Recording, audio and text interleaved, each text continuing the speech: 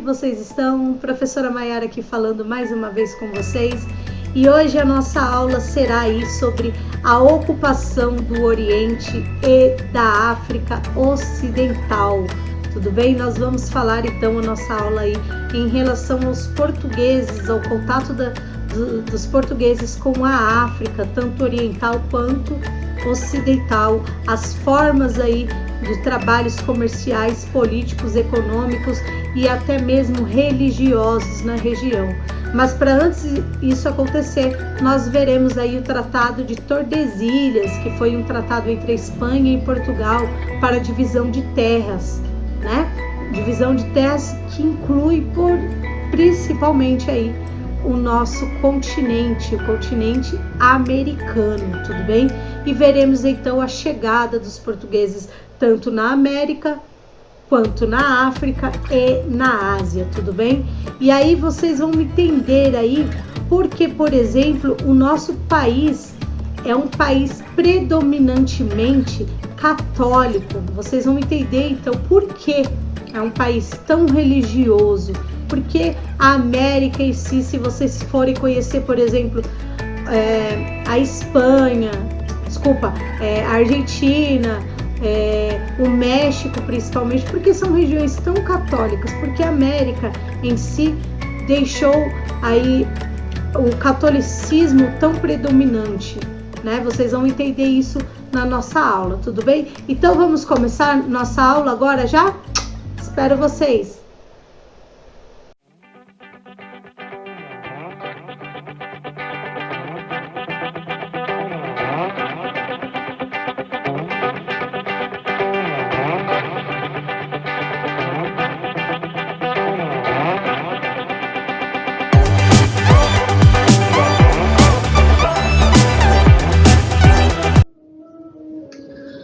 Então vamos lá, meus queridos.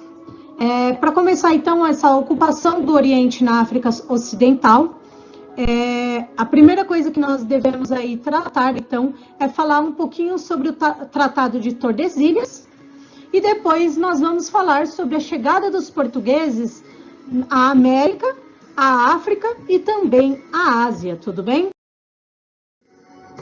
Para a gente lembrar então um pouquinho, nós vamos falar do descobrimento. Se vocês repararem, a professora colocou descobrimento entre aspas, né? Para a gente sempre lembrar que não foi bem descobrimento, né?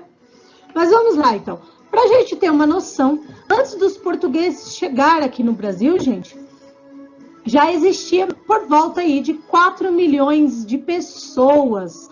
4 milhões aí de pessoas que pertenciam a diversos etnias de índios, né? Então vamos aprender que desde já não devemos chamar de tribo, e sim etnia. E aí assim, gente, este evento comumente chamado o descobrimento do Brasil, como nós chamamos, foi na verdade um encontro de dois mundos completamente diferentes, em qualquer aspecto, tanto na tradição quanto na organização social, na religião, nas vestimentas e até os conhecimentos e as perspectivas de vida e de visão de cada um. Ou seja, eram dois mundos. A gente tem que lembrar que antes dos portugueses ter contato com aqui qualquer americano, para eles não existia ainda América até ter o primeiro contato. Isso quer dizer que é um descobrimento de outro lugar, outro continente, tudo bem? O resultado desse encontro, então, foi o início da colonização, né? A colonização dos europeus na América, tá? E assim também alguns elementos de intercâmbio, que tinha uma aproximação cultural por parte dos portugueses, tá? Aí a seguir que a gente vai ver, nós vamos entender aí esses eventos que vieram para o Brasil, tudo bem? Vamos entender então um pouquinho o que foi primeiramente o Tratado de Tordesilhas? Nós falamos um pouquinho na aula anterior, certo? O Tratado de Tordesilhas, né, foi devido àquela expansão marítima, né? que tinha as desavenças entre Portugal e Espanha, que estavam lutando para ter uma conquista maiores de terra, expandir suas terras, e aí eles estavam nessa luta. Aí então a monarquia portuguesa reagiu à investida dos espanhóis, né? E quem mediou foi o Papa. Então, assim, quem estava na briga? A Espanha e Portugal estavam em briga por conta de terras. O Papa foi lá e dividiu e disse assim: olha, tem que dividir, vamos fazer um tratado que tanto tamanho é para um e tanto outro tamanho é para outras pessoas, né? E ele criou um documento chamado Inter Coetera, né?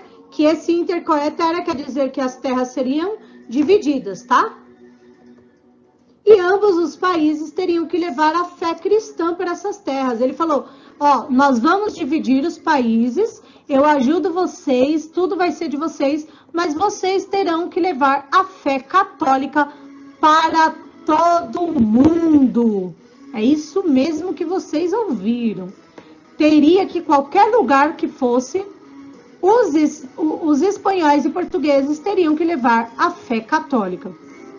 Os reis dos dois países aceitaram e dividiram os interesses religiosos e comerciais. Então, foi dividido em terras. Como que foi?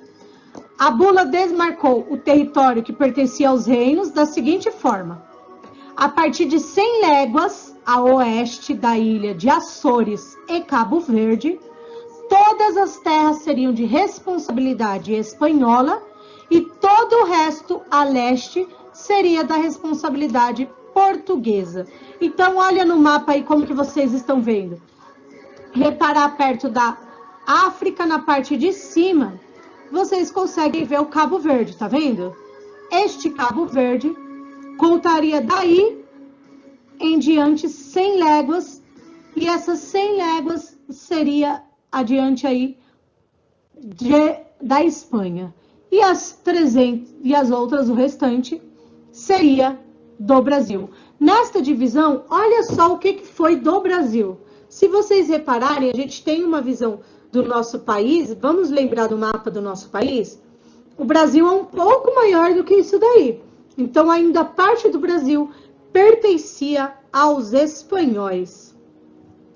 Apesar de favorecer os reinos de Portugal e Espanha, que é o que mais foram favorecidos nesta divisão pelo Tratado de Tordesilhas, o rei de Portugal, em 1494, ele pediu que as demarcações desta bula fossem revistas, porque ele começou a se sentir um pouco injustiçado, a maioria ser da Espanha e não deles. Neste ano, em 1494, foi assinado, então, esse tratado aí, determinando que a linha divisória preparasse 370 léguas a oeste das ilhas de Cabo Verde. Essa alteração possibilitou, então, depois, um pouco mais tarde, que a posse de novas terras para um novo mundo em Portugal. Tanto a bula Inter Coetera quanto o Tratado de Tordesilhas foram assinados na presença de um papa chamado Papa Alexandre VI, como forma de legitimar este acordo, tá, gente? Esse fato indica o poder que a Igreja Católica tinha na Península Ibérica durante todo este período. Então, se vocês olharem aí, esta parte seria maior um pouquinho para Portugal também. Gente, bom, observando as datas da bula e do tratado, a gente percebe que são anteriores à chegada dos portugueses ao Brasil. Quando a gente viu as datas, aí a gente percebe que são as datas antes mesmo dos portugueses chegarem no Brasil, tá? Afinal, somente em 1500 que os portugueses chegariam aqui para descobrir que tinha mais terras aqui, tá bom? Oficial dessas terras aí, tá bom? Para oficializar o Brasil. Isso demonstra que havia nesses dois reinos uma confiança na existência de territórios além daqueles conhecidos pelos europeus. Quer dizer, então, isso eu já falei para vocês uma vez em sala de aula. Então, tanto o português quanto o espanhol assinou o tratado sem antes mesmo saber que existia terra. Mas eles já, então, quer dizer que eles acreditavam que teriam essas terras lá. Tudo bem? Olha como é que o autor diz. O tratado também determinou que os habitantes das novas terras descobertas por Portugal e Espanha se tornassem fiéis servidores de Deus. Nessa medida, a conquista dos moradores dessa terra, ainda não chamada de América, assumiu a forma de uma nova cruzada, no mais das vezes violenta. Quer dizer que eles acreditavam que quem não fosse convertido para a fé cristã era considerado pagão, né? E aí, essa era a ideia, transformar o mundo todos os países em países cristãos, né? Para seguir aí a fé católica, já que tinha acontecido aquela reforma católica que nós falamos em aulas anteriores, perdendo aí perdendo alguns fiéis, né? Bom, vamos falar então assim da chegada dos portugueses às Índias, certo? Então, voltando das Índias, um cara chamado Vasco da Gama, não é o time de futebol, tá, gente? Ainda não, é só o cara. Chamado Vasco da Gama, ele chega a Dom Manuel I e diz que teria que fundar feitorias lá nas Índias, ou seja, lugares para exploração de escravos. Os portugueses já tinham feito isso na costa africana, que era uma boa fonte de renda. Eles já estavam começando a usar escravos lá, né, como uma fonte de renda, lá na costa africana, lá perto do mar Mediterrâneo, na parte de cima, né? Nas Índias, eles garantiam controle sobre o comércio de valores e as especiarias, como o cravo da Índia e canela, sem contar também a pimenta. Gente, com o objetivo de tomar essa posse das novas terras que era de Portugal, pelo Tratado de Tordesilhas, possivelmente ainda é importante dar continuidade à viagem que é de chegar no Calicut, na Índia. O que o rei Manuel organizou uma poderosa frota portuguesa, colocando sob o comando militar um cara chamado Pedro Álvares Cabral. A viagem contaria com o comando técnico dos mais experientes navegadores da época. Um deles, Pero Escobar, também tinha Bartolomeu Dias e Nicolau Coelho. Pois a frota de Cabral, ela estava formada por 10 naus e 3 caravelas. Essa tripulação tinha mais ou menos aí cerca de 1.500 pessoas. Na frota também tinha cartógrafos, tinha marinheiros, tinha artesãos, carpinteiros, tinha padres e 700 soldados mais ou menos. Afinal, era uma missão militar. Por quê? Eles queriam transformar a Índia construir feitorias. Precisaria de povos, de soldados para lutar contra, certo? Mas, no caminho, antes de chegar nas Índias, eles deram de cara com outro continente, deram de cara com outra terra. Esta terra nós chamamos de Brasil. Mais ou menos aí no dia 9 de março de 1500 foi quando Cabral saiu de Portugal, com as frotas que nós acabamos de falar. No dia 22 de abril, eles avistam o Monte Pascoal, que fica na região de Porto Seguro, na Bahia. O Pero Vaz de Caminha, ele era escrivão da esquadra. Ele escreveu ao rei português contando o que seria, como foi o que eles viram, como eles deram de cara na descrição das terras, né? E os habitantes que viviam ali na hora, né? Além de revelar preocupação em indicar a existência ou não de riquezas cobiçadas na época, como ouro e prata. O Pero Vaz de Caminha, ele vai escrever, mandar para o rei o que ele achou, né? ele primeiramente, ele fica com medo, achando que era a Índia, as Índias, mas ao mesmo tempo eles tinham a dúvida e não sabiam se teria terras ou não para trabalhar. Olha o que ele vai, um pedaço da carta que ele vai escrever.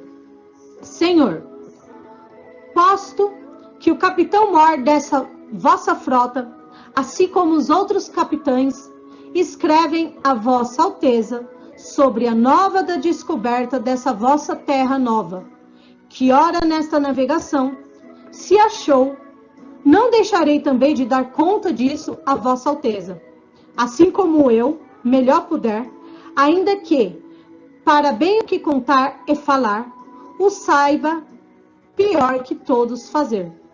E neste dia, ao final do dia, tivemos a visão da terra, seja primeiramente de um grande monte, muito alto e redondo, e de outras serras mais baixas ao sul dele, e de terra plana com grandes arvoredos, ao qual monte alto o capitão pôs o nome, o Monte Pascoal, e a terra de Vera Cruz. E dali tivemos a visão de homens que andavam pela praia, cerca de 7 ou 8, segundo os navios pequenos disseram por chegarem primeiro. Eram ali 18 ou 20 homens pardos, todos nus, sem nenhuma coisa que lhes cobrisse suas vergonhas. Traziam arcos nas mãos e suas setas. Ele quer dizer que entraram então em contato com os índios. Os índios, por andarem, eram pessoas que andavam totalmente nuas. Para eles aquilo era um absurdo. Eles levaram um susto ali, né? Assim ele ainda completa em relação à crença da fé católica que seria levado. Qual era a visão dele em relação aos índios? Ele vai dizer assim, ó.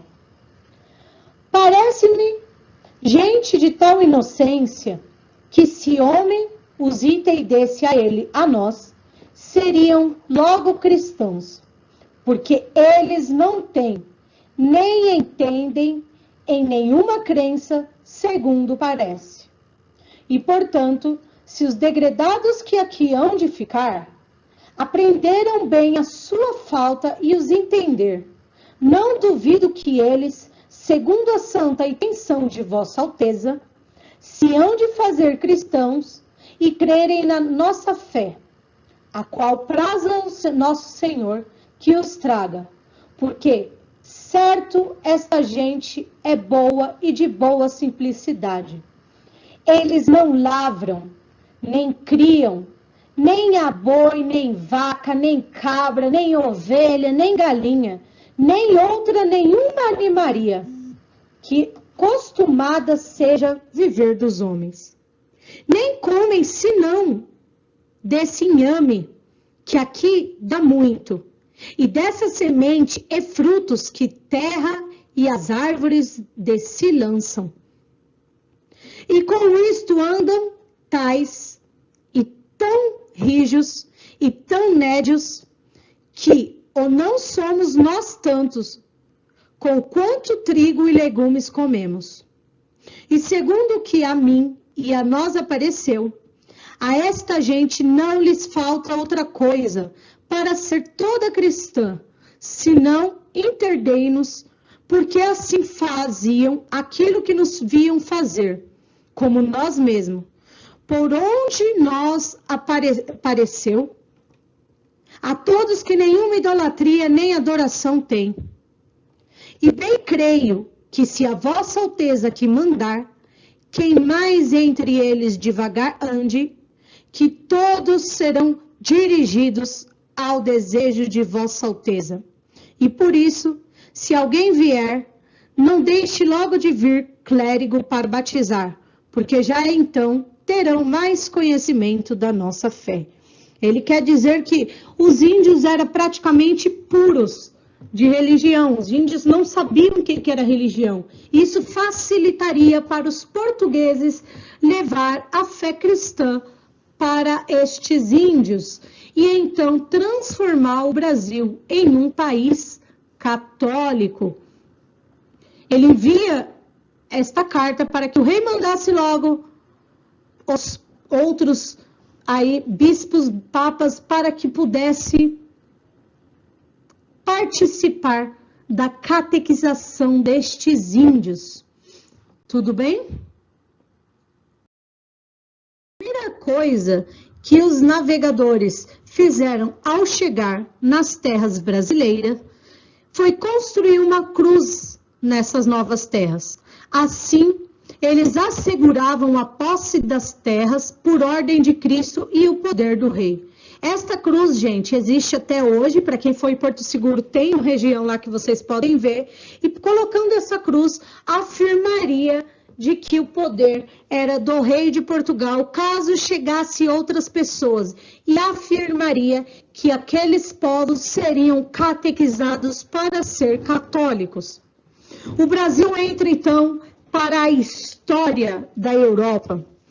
Também para o circuito comercial que vai ser usado, eles vão usar a rota comercial no Brasil, e também do que lançaria dinheiro na época, a primeira fonte de renda que sairia daqui do Brasil para os portugueses seria a árvore chamada pau-brasil.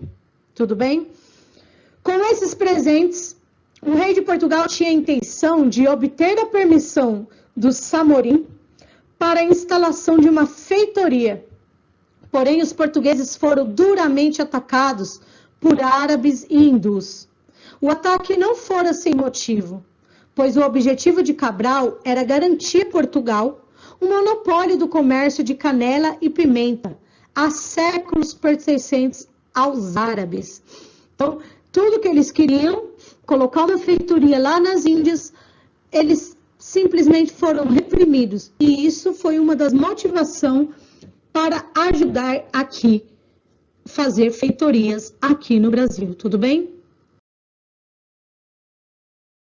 Vamos falar, então, do continente africano nesta história.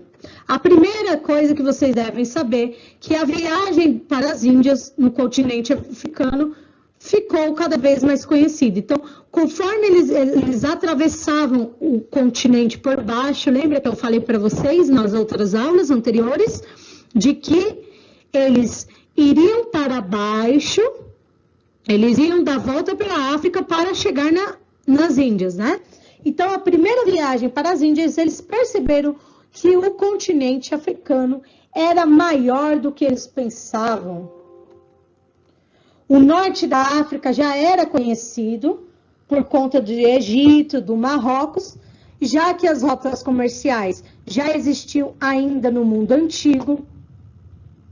A costa mediterrânea da África já havia sido romana, né? Então, toda aquela parte da África que encontra com o rio Mediterrâneo já tinha passado pelos católicos, pelos romanos, já tinha sido cristã, também já tinha sido politeísta, já havia percebido populações judaicas, e desde o século 7 depois de Cristo era islâmica, ou seja, muçulmana. Mais do que isso, havia territórios ricos, a política e comercial rivais com os cristãos, tá, gente?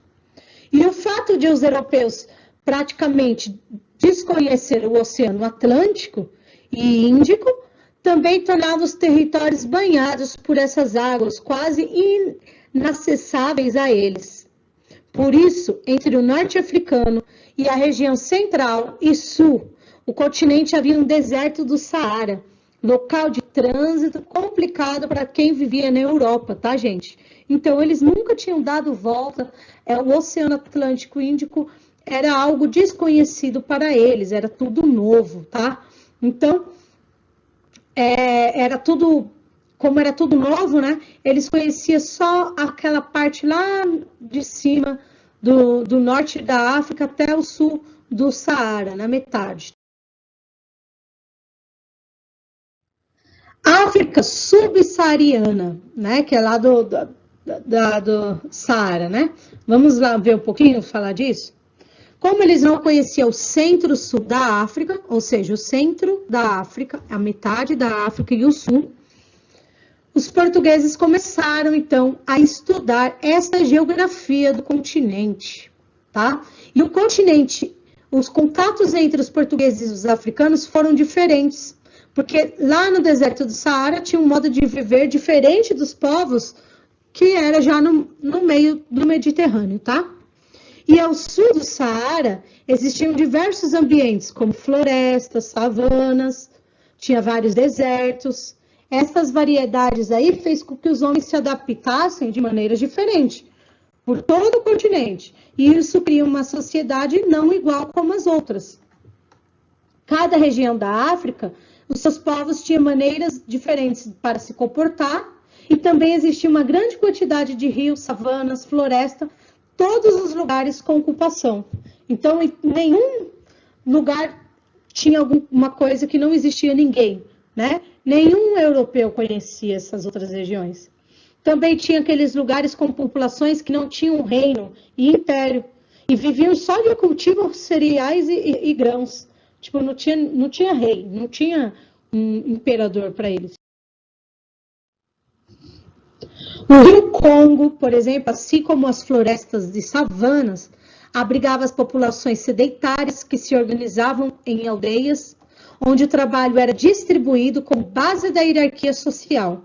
Então tinha uma hierarquia e eles distribuíam os trabalhos através aí para cada um deles, né? De acordo com a hierarquia deles, a classe deles. Essas aldeias muitas vezes eram interligadas pelas relações de parentescos entre os chefes tribais, ou seja, sempre parentes. Outros rios, como o Kuanza, o Kunene, o Zambezê, esses daí abrigavam comunidades de agricultores e pescadores, além de aldeias de grande porte. As regiões, gente, era totalmente diferente do norte ao sul do Saara. A região norte da África, ela ficou marcada pelo islamismo, que é os muçulmanos, já que os comerciantes todos eram muçulmanos e o que não precisou converter os outros à força. Então, não precisava, os comerciantes eram muçulmanos e não teve necessidade de converter aqueles que eram da região também. Se convertiam de boa, tá bom? Bom, a gente tem que lembrar que a África, os povos eram nômades, né, que levaram a religião muçulmana para o sul, para diferentes povos, né? Então os nômades levavam a religião muçulmana para onde eles iam, por meio de caravanas, até mesmo de rotas comerciais. De acordo com um cara chamado Mohammed El-Fazi, ele diz assim: o Islã apresentava e apresenta um conjunto de preceitos morais e práticos estreitamente ligados às atividades comerciais.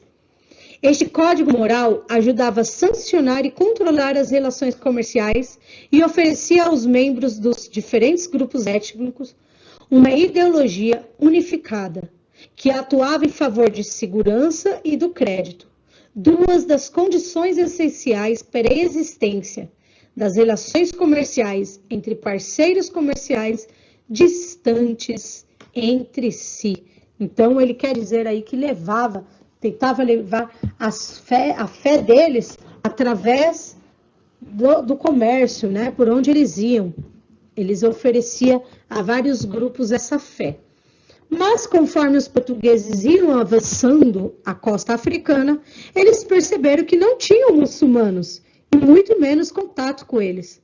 Assim, conseguiram estabelecer um contato comercial e ainda difundir o cristianismo. Então, o que o Mohammed El-Fazi, ele vai falar que levou a fé muçulmana pela África, é porque eles não imaginavam que a África era muito maior do que eles estavam fazendo. Então, ele levou essa fé até onde ele pôde. Os portugueses, como exploraram um pouco mais para baixo, descobriu que tinha outros que não tinham essa fé muçulmana, levando então a fé católica para eles, tudo bem? Africana, que é ao que vocês estão vendo aí, né? A costa atlântica, por quê? Por causa do Oceano Atlântico aí, tá bom? Essa região em azul que vocês estão vendo. No século XV, os contatos entre europeus e africanos começaram a crescer. Os portugueses tiveram contato com a costa atlântica, onde havia grandes impérios, mesmo com muitas sociedades, as que mais se aproximaram dos europeus estavam no litoral. Então, essa parte azul que mais se aproximou dos portugueses, tá, gente? Após contornar o Cabo Bojador, os portugueses continuaram explorando a costa atlântica e se depararam com sociedades africanas cujo comércio era muito próspero no interior do continente, o que interessava aos portugueses, tá, gente? Então, a parte sul, a mais baixa, essa região mais baixa, em azul que vocês estão vendo, tinha um comércio bem maior, isso interessava todos os portugueses, tá? Os locais que tinham a influência muçulmana, os portugueses que não tinham, tá? Eles começaram a levar a fé cristã. E a primeira grande organização social da África subsaariana foi o Império de Gana, que é esse último azul que vocês estão vendo, localizado ao sul do Saara, mas bastante próximo a ele. Sua população estabeleceu algumas redes comerciais em razão da domesticação dos dromedários, porque eles começaram a domesticar estes africanos para a fé católica.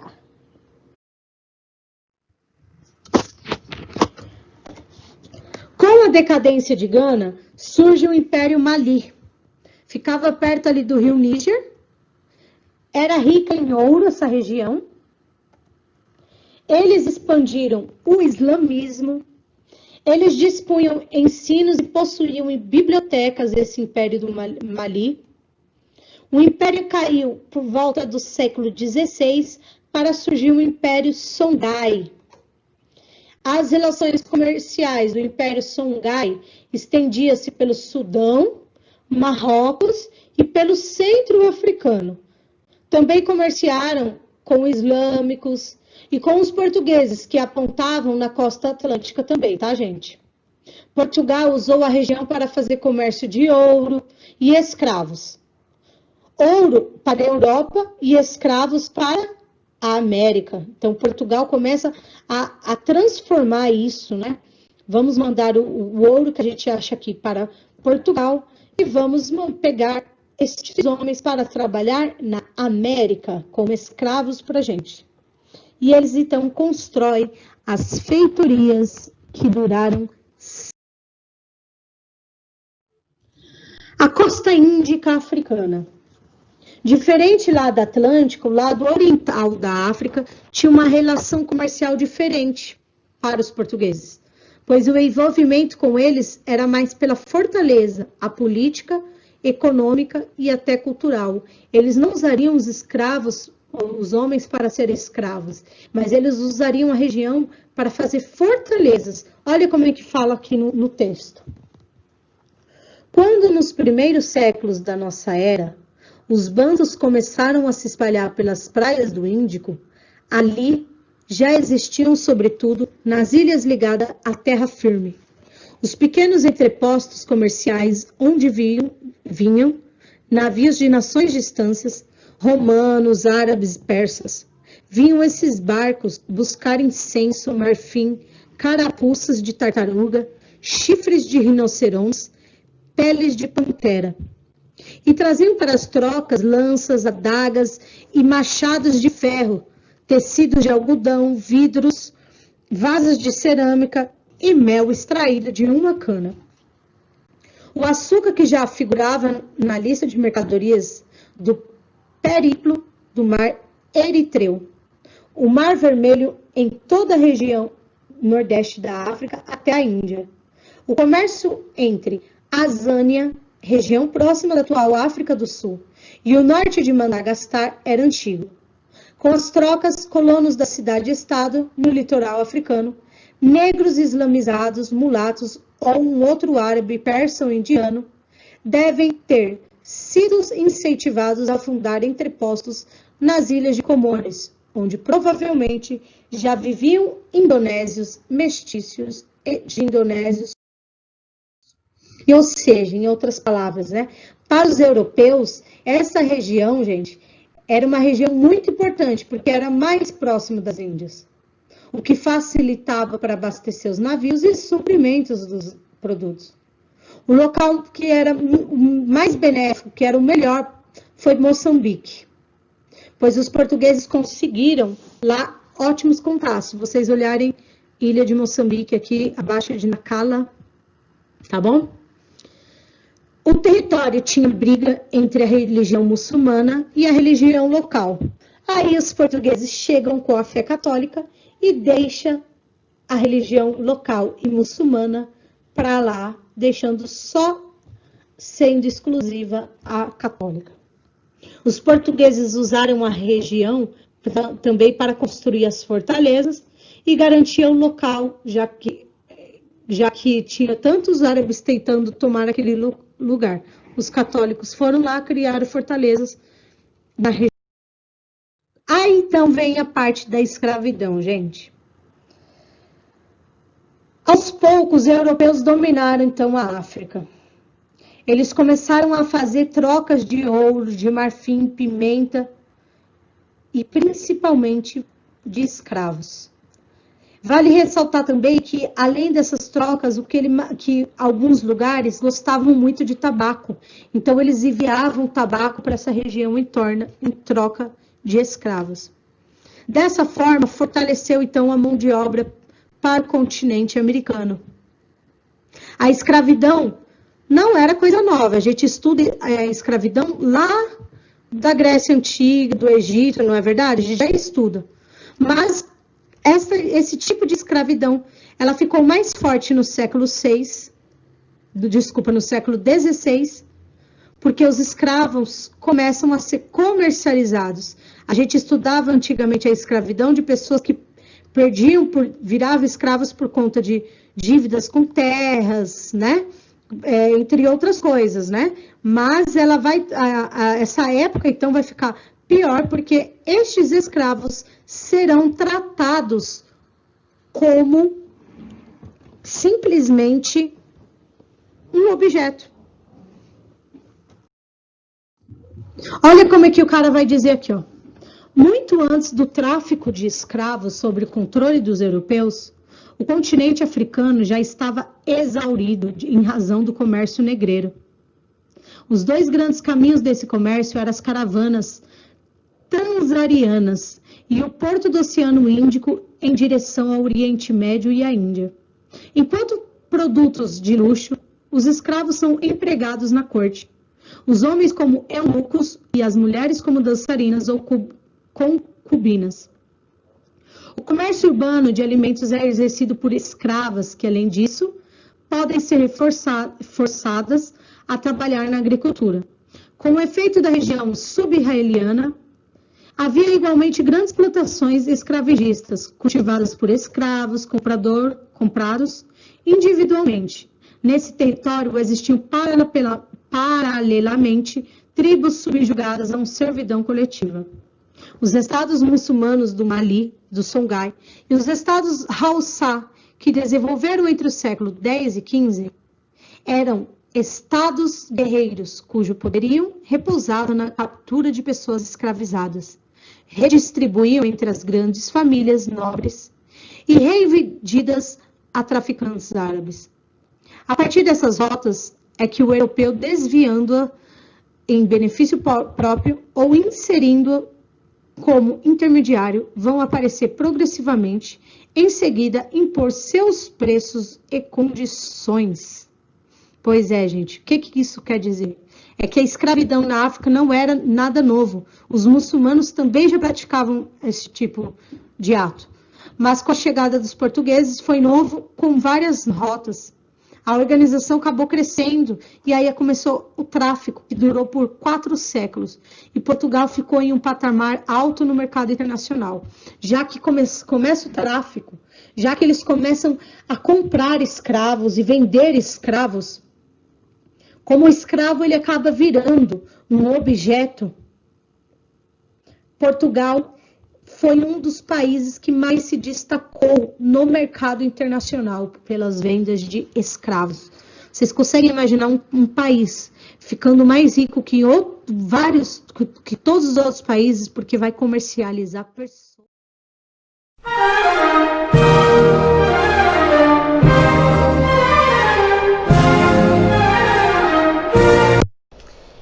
Amiguinhos, vocês viram? Não é fácil não, né? O interesse dos portugueses aí com os africanos foi totalmente aí para favorecer o seu país. Imagina só, Portugal transformar em um dos países mais ricos, né? Por conta de vendas de pessoas. Vocês conseguem imaginar você sendo uma pessoa aí vendida como se fosse um objeto? Existem diversas músicas que falam sobre isso, existem vários filmes que mostram, né? Mas por exemplo, uma música que o refrão já pega bem forte, é uma cantora chamada Elza Soares, ela vai dizer assim: a carne mais barata do mercado é a carne negra. Talvez vocês não entendam isso por hoje ainda, com a idade de vocês, mas daqui a algum tempo vocês possam entender, tá? Outra coisa interessante também foi a questão de religião, né? Que nesta aula nós aprendemos que essa religião, a religião muçulmana, ela era predominante no norte da África, mas em torno outros lugares da África tinha as religiões da região própria, especialmente o sul da África, eles ainda não tinham tantas. Nunca tinham tido contato com outras religiões a não ser a deles mesmos. Isso permite que os católicos levem esta fé, assim como aqui no Brasil, que nós falamos também sobre a fé católica para os índios, né? A fé católica, os índios, eles conseguiam aí se tornar cristãos, já que eles não tinham uma fé deles, não tinham uma religião deles, porque eles já tinham o conhecimento de acreditar em vários deuses, divindades, né? Uma explicação para a natureza, como nós aprendemos ao longo da nossa história todos esses tempos. Mas o contato aqui entre os portugueses e índios levou então a nossa fé. Espero que vocês tenham entendido essa parte, porque o Brasil é um país tão fluente católico. Por mais que hoje nós temos várias outras religiões, inclusive o evangélico, que tem bastante, o país foi formado por católicos, né? Por isso que tem aí aquela estratégia, aquilo que eu já falei para vocês. Por que nós não devemos ter o preconceito? Porque se, por exemplo, a África, os africanos na região muçulmana tivesse colonizado o nosso país, nós provavelmente seríamos muçulmanos. Ou se há um pedaço da África, do sul da África, que tem a religião deles, a religião Ifá, tivesse colonizado o nosso país, provavelmente nós seríamos da religião do Candomblé, um exemplo, que é uma religião que surgiu do Ifá aqui no Brasil, ou Umbanda, né? Então, assim, religião, ela vem de acordo com a cultura. Espero que vocês tenham conseguido compreender essa parte, tá bom? A religião, ela vem da cultura. Tá tudo bem? Bom, agora que vocês aprenderam a aula, vai ficar a lição para vocês. Vou pegar a lição aqui. E as questões, já estou com a apostila de vocês. As questões, ela será relacionada aí à primeira parte da página 163, né? Que será através de uma interação. A gente sabe que no meio da pandemia não tem como a gente ter a interação, né? Levar tudo junto. Mas aí vem a pergunta assim, como você está estudando a expansão marítima dos estados europeus, sobretudo da Espanha e Portugal, teve um forte caráter religioso, além dos aspectos econômicos e políticos. Como você avalia a ideia de levar uma religião aos povos que viviam há centenas de anos com as suas próprias religiosidades? Quais são os problemas do ponto de vista cultural que esse processo pode trazer? Escreva as conclusões que vocês chegaram. Então, com base, está muito mais fácil, que aqui ainda nem vocês teriam aprendido se fosse presencialmente. Mas com base do que a aula vocês acabaram de ver, vocês podem me responder aí. Como vocês chegariam? O que vocês acham sobre uma pessoa levar a fé dela para outro lugar que já existia fé diferente, que eles acreditavam aquilo a vida inteira? Como vocês avaliam esta parte? Tudo bem? Então, responde. Lembrando sempre, gente, tem muita gente que está aí respondendo de lápis e não estou conseguindo ver. A partir de hoje, eu não quero mais resposta a lápis, sempre a caneta, tudo bem? Bom, vamos lá. Segunda questão vai ser lá na página...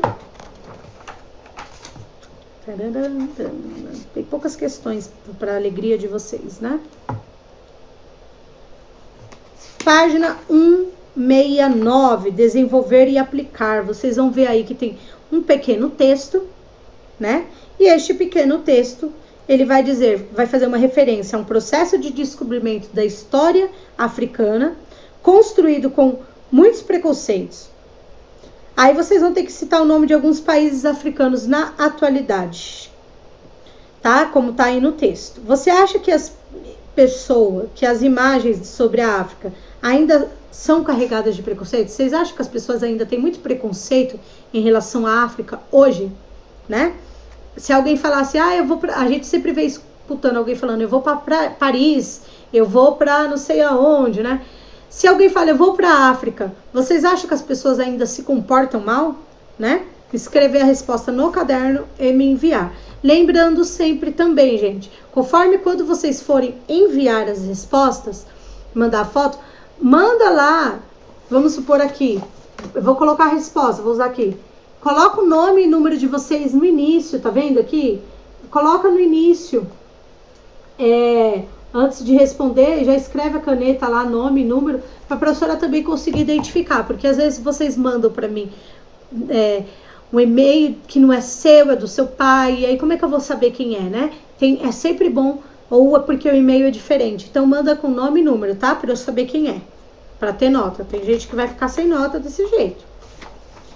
Na página 173 tem outra iteração, vocês não vão precisar conversar com os colegas, e sim o que vocês entenderam. Aí vocês vão lá para a página 176, que é mais uma interação. E na página 177, vocês vão responder a atividade aí relacionada ao capítulo, que terá um texto também. E aí vem a questão, a letra A. Como você descreve os africanos? Como o autor descreve, desculpa, não vocês.